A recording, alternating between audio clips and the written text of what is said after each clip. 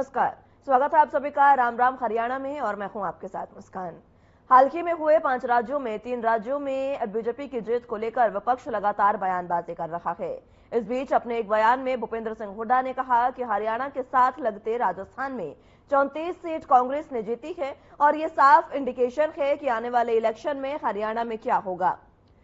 हुड्डा के इस बयान पर पलटवार करते हुए हरियाणा के गृह मंत्री अनिल विज ने कहा कि 3 प्रदेशों में कांग्रेस का सब कुछ बह गया, ये लोग बहते हुए पानी में अब टुकड़े ढूंढ रहे हैं। इन्हें ये नहीं दिख रहा कि राजस्थान, मध्य प्रदेश और छत्तीसगढ़ में इन्हें जड़ से निकाल फेंका है।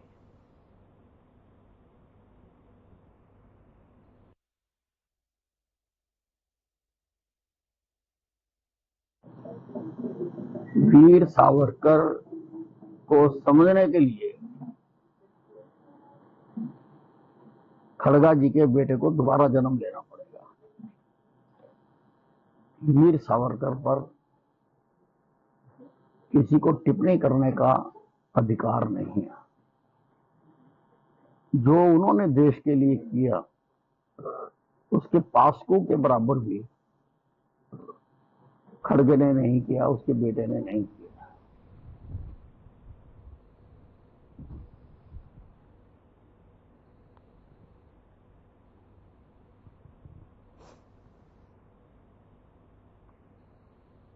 हरियाणा में इन दिनों छात्राओं से यौन शोषण के मामलों को लेकर वार पलटवार का दौर लगातार जारी है।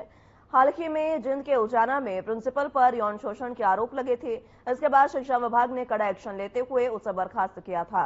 अभी यह मामला पूरी तरह से शांत भी नहीं हुआ कि कैथल में भी कुछ छात्राएं प्रिंसिपल के खिलाफ खड़ी हो गई हैं। उन्होंने कैथल के प्रिंसिपल पर यौन शोषण के आरोप लगाए हैं। पुलिस ने इस मामले में उन्हें गिरफ्तार कर लिया है और सस्पेंड भी कर दिया है। हरियाणा के शिक्षा मंत्री कंवरपाल गुर्जर ने कहा कि ऐसे लोग समाज में होते हैं, हमारा काम है उन्हें सजा दिलाना और उन्हें सजा मिल भी गई है।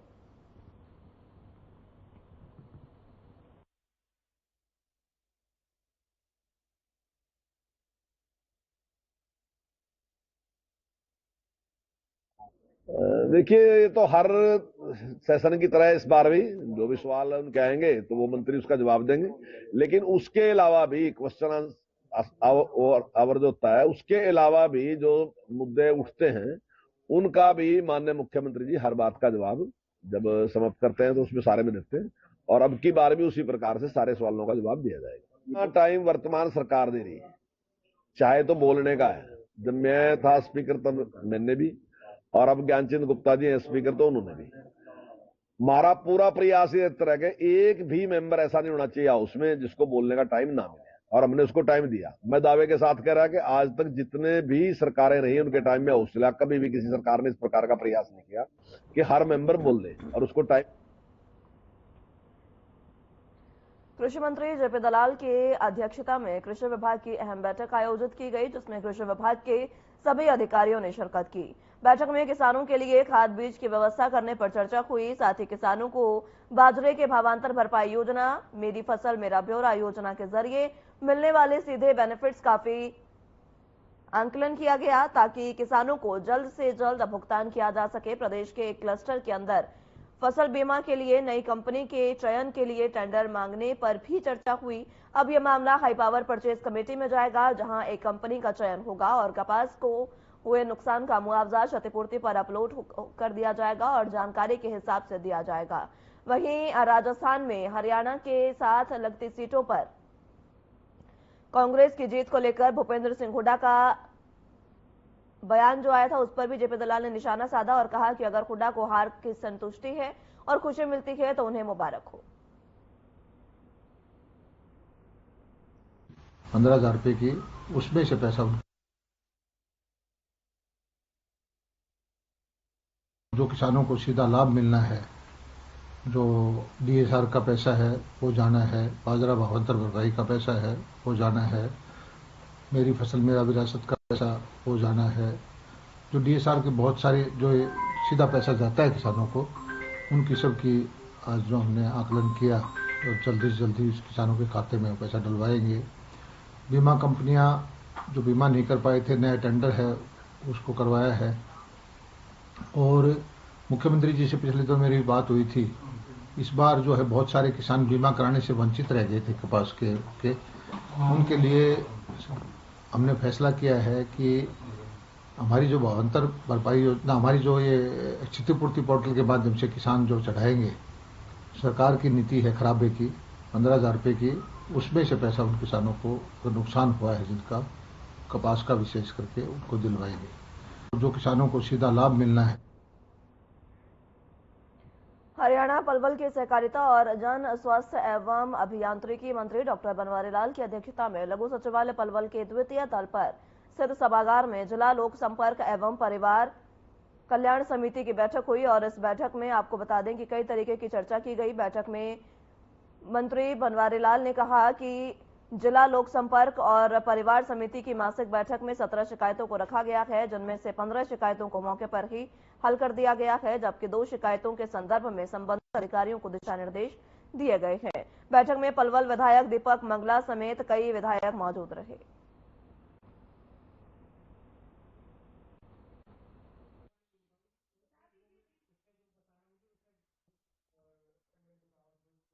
एक तो बिजली बोर्ड के जो फॉरमैन था उसकी कंप्लेंट थी, उसको सस्पेंड किया है और एचएसपी के अधिकारियों को भी नोटिस दिया गया कि भाई इतनी लेट क्यों हुआ। और उसके बाद इरिगेशन और आपका पंचायत राज एक्शन को भी नोटिस दिया गया है कि वो उनकी भी बड़ी शिकायत थी और अधिकारियों को अब इरिगेशन वाला बता दिया। तो इन दोनों अधिकारियों के खिलाफ कार्रवाई करने के लिए मैंने डिप्टी कमिश्नर को कहा है कि इनके खिलाफ नोटिस दो। और एक आपका पोस्ट ऑफिस से भी एक शिकायत थी, उसके भी उच्च अधिकारियों को लिखा है कि इसके खिलाफ।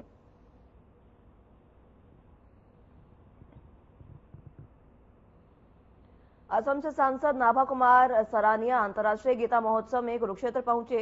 इस दौरान उन्होंने कहा कि सरकार ने गीता जयंती महोत्सव में असम की सांस्कृतिक विरासत को दिखाने का अवसर दिया है। असम से सांसद नाभा कुमार सरानिया ने सिक्किम के स्टॉल नंबर 281 का उद्घाटन किया। असम प्रदेश के बनने वाले पवेलियन के स्थल का निरीक्षण भी किया गया। महोत्सव का हिस्सा बनाना असम प्रदेश का सौभाग्य है और दुनिया भर के लोगों को कुरुक्षेत्र की भूमि से पवित्र ग्रंथ गीता का उपदेश मिला। आगे उन्होंने कहा कि लोकसभा सदस्य नाभा कुमार सरानिया ने कहा है कि अंतर्राष्ट्रीय गीता महोत्सव 2023 में असम प्रदेश की सांस्कृतिक विरासत को दिखाने का पहला अवसर सरकार की तरफ से दिया गया। इस गीता उपदेश स्थली कुरुक्षेत्र की भूमि पर महोत्सव के दौरान असम को पार्टनर राज्य बनाने का सौभाग्य प्राप्त हुआ है। इस पावन धरा पर ही भगवान श्री कृष्ण ने विश्व की समस्याओं का निवारण करने और सदैव सही राह पर चलने के लिए गीता के उपदेश दिए। ये उपदेश आज भी पूरी दुनिया के लिए प्रासंगिक है।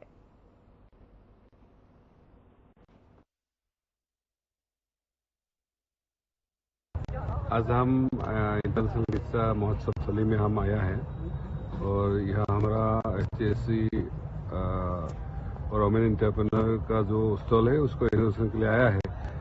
और ये जान के हमको खुशी हुई है कि इस महोत्सव में हमारा असम भी पढ़ना है।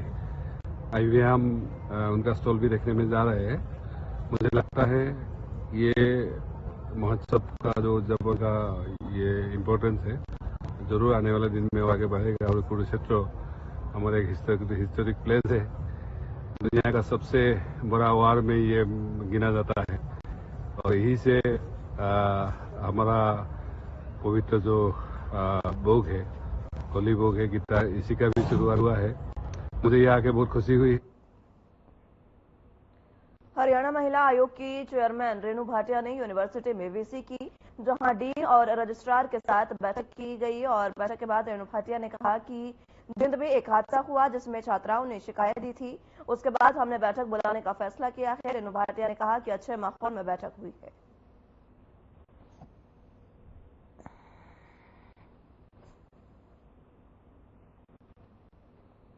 बहुत सक्सेसफुल मीट रहा। लगभग 35 लोग हमारे साथ थे।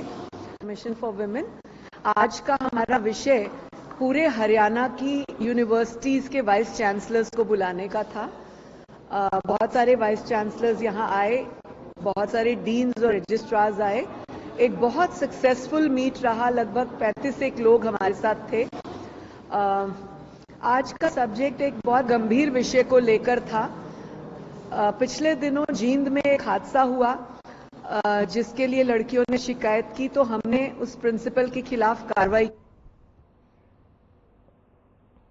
भवानीखेड़ा में यूरिया खाद वितरण अव्यवस्था से किसान नाराज नजर आए। उन्होंने अधिकारियों पर मनमाने तरीके से खाद वितरण करने के आरोप लगाए हैं। खाद वितरण के दौरान लाइन में लगने और निर्धारित संख्या में खाद नहीं देने के किसानों ने आरोप लगाए।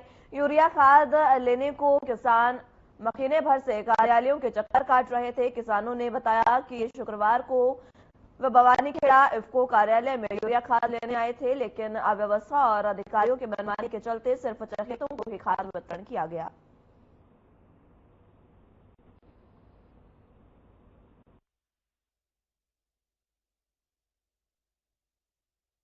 किसान सभा भवानी ब्लॉक प्रधान रामोसार बढ़िया खाद कल जी 11 बजे खाद यहाँ आ गई थी, लेकिन हमारे जो भवानी के जो खाद जिसको वितरण करना था सुखबीर जी वह शादी में गए हुए थे, कल उन्होंने खाद नहीं बांटी और आज भी उन्होंने मना कर दिया।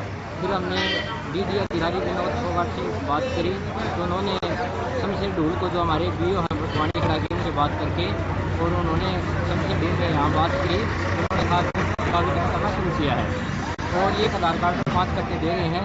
थोड़ी व्यवस्था ही किसान भी जल्दबाजी कर देता है कि और भीतर जो अफसर बैठे हैं एक ही बंदे को चाहे एक बंदा 10,000 कार्ड आता है वो 50 करके एक साथ दे रहे हैं और यहाँ पे एक महीना लाइन में लगे हुए हैं, ना कोई लाइन की व्यवस्था ना कुछ हो रहा है और अफसर सभी अफसर मिले हुए के साथ कोई बोला अफसर बोला मैं चक्कर लुहानी चाहे उन बांटने के लिए बात कौन आ गया और ये प्रशासन का क्या हाल है, बुरा हाल है खाद के लिए।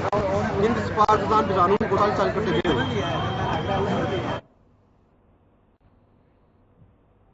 वक्त एक छोटे से ब्रेक का है, फौरन हाजिर होंगे।